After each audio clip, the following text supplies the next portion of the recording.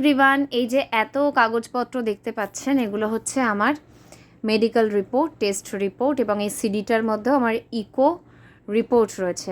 আবার ডাক্তার দেখাতে হবে এবং সেই কারণে সব ঠিকঠাক করছিল স্তবক।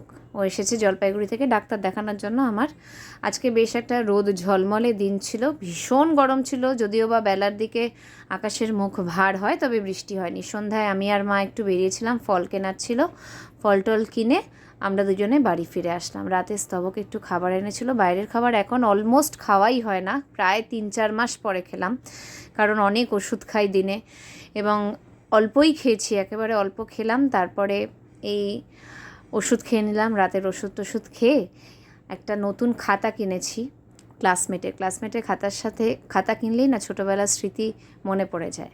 তারপর খাওয়া দাওয়া করে ওষুধ খেয়ে ব্রাশ করে তারপরে ফেস ওয়াশ দিয়ে মুখ টুখ ধুয়ে ক্রিম টিম মেখে একেবারে ঘুমের দেশে পাড়ি দেওয়া, কারণ কালকের দিনটা ভীষণ ব্যস্ততার মধ্যে যাবে, ডাক্তার দেখাতে হবে। আর এই যে উনি এসেছেন জলপাইগুড়ি থেকে স্পেশালি ডাক্তার দেখানোর জন্যই আমার গোমড়া মুখ করে কী যেন দেখছেন।